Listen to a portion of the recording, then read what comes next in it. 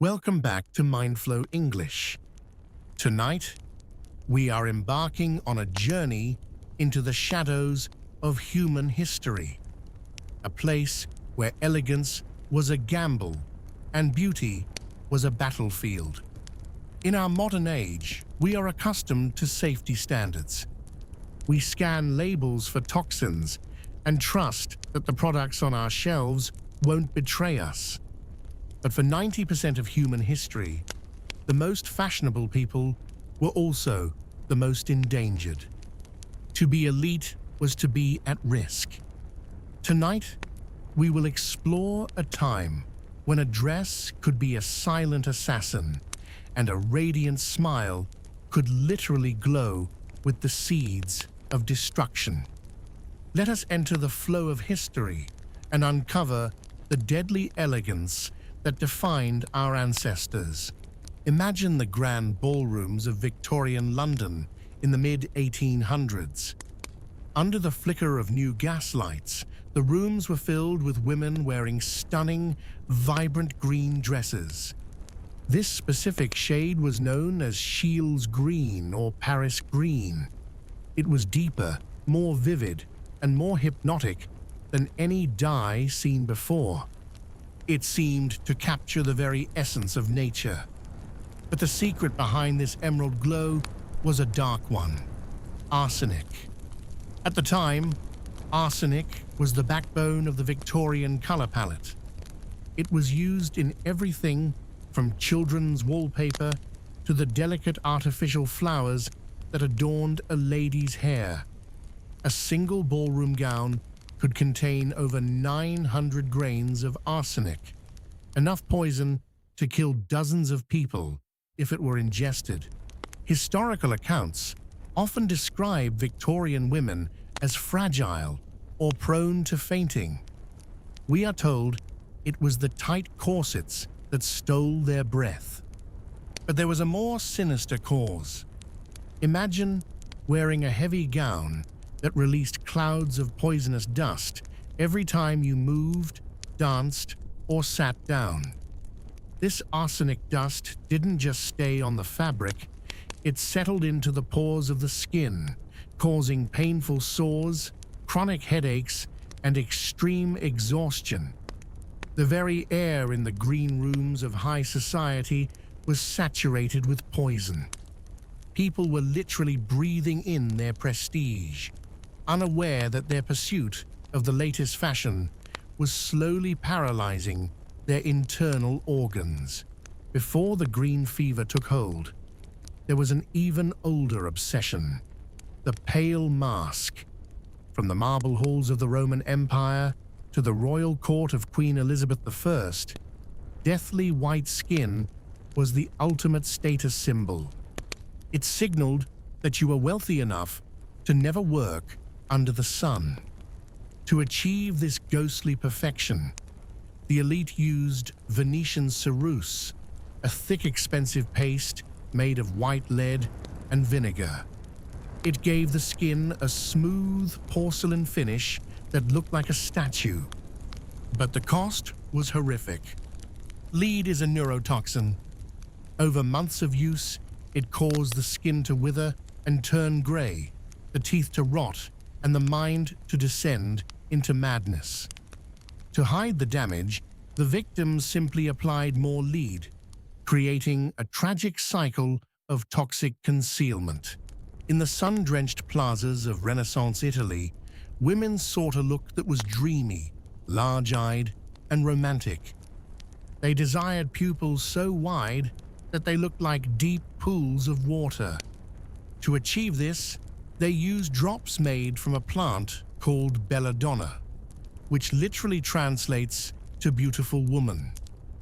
Today, we know this plant as deadly nightshade. The drops successfully dilated the pupils, giving them a look of permanent arousal or excitement. However, the side effects were far from romantic. Belladonna caused heart palpitations, intense hallucinations, and eventually permanent blindness. These women chose to live in a dark, distorted blur, just to maintain the illusion of a perfect, captivating gaze. Why did they do it?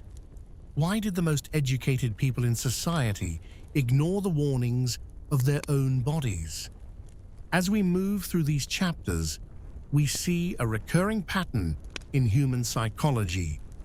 We call it the prestige paradox. Humans have a profound, almost primal desire for distinction. In the past, if a substance was rare, expensive, or scientifically new, it was assumed to be noble. The danger itself became a symbol of power. If you could afford the most expensive toxins, you were at the top of the social hierarchy. It reminds us that often, our need to belong to a high-status group is stronger than our instinct for self-preservation. We move forward to the year 1898. A new era of science begins when Marie Curie discovers radium. At first, the world did not see a threat. They saw a miracle. Radium was unlike anything ever discovered. It glowed with a ghostly, self-sustaining light. It felt like the essence of the sun, captured in a bottle. Because it was the cutting edge of science, people believed it was a life force that could cure cancer, restore youth, and provide endless energy. This was the dawn of the radium craze, an era where the most dangerous element on the periodic table became a common household ingredient. By the 1920s, marketing geniuses had turned radium into a global trend. You could buy radium-infused bottled water, radium-laced chocolate for energy, and even radium toothpaste. The promise was simple: a radiant smile that would literally glow in the dark.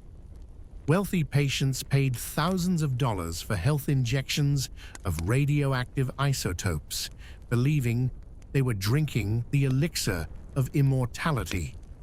In reality, they were consuming the seeds of their own bone-deep destruction. They were glowing with the energy of a star, but that energy was quietly shattering their DNA from the inside out. The most heart-wrenching chapter of this story belongs to the Radium Girls. These were young, working-class women who found glamorous jobs painting watch dials with luminous paint. To ensure the numbers on the watches were perfect, they were instructed to point their brushes with their lips, a technique called lip dip paint. They were told the paint was harmless. In fact, they became so saturated with radium dust that they would walk home at night glowing like spirits. They found it beautiful. They would even paint their fingernails and their teeth with the glow-in-the-dark paint before going on dates, unaware that every lick of the brush was depositing radium into their jawbones, where it would stay forever. The Radium Girls were the first to realize the terrifying truth as their health began to collapse in their early 20s. Their bones became brittle like glass, and their stories were ignored by the powerful corporations they worked for. However, these women refused to die in silence. This chapter follows their heroic legal battle. Despite their physical suffering, they stood up against the industrial giants. Their victory was a turning point for humanity. It led to the creation of the first real labor laws and safety standards. Their deadly elegance became the catalyst for a global revolution in human rights and workplace protection that we still benefit from today. As we look back at the arsenic dresses and the lead masks, we might feel superior. We might think, how could they be so foolish? But this chapter asks us to look in the modern mirror. Are we so different? While we no longer use lead, we live in an age of microplastics, untested chemicals in fast fashion, and the digital filters that distort our self-image. The substances have changed, but the obsession with an ideal remains. This invisible thread connects us to the Victorian lady and the radium girl. It is a reminder that history is not a straight line of progress, but a circle of human desires and the hidden costs we are willing to pay for them. The story of our past is a complex mixture of shadows and light. By studying the deadly elegance of our ancestors, we gain more than just historical facts. We gain perspective. We learn that curiosity must be balanced with caution, and that knowledge is the only true shield against the trends of any era. Thank you for staying in the flow with Mindflow English. Every story you hear and every new word you master is a step toward your own intellectual freedom. Stay curious, stay safe, and remember, true beauty requires no poison. It is found in the clarity of your mind and the depth of your understanding. Goodbye for now.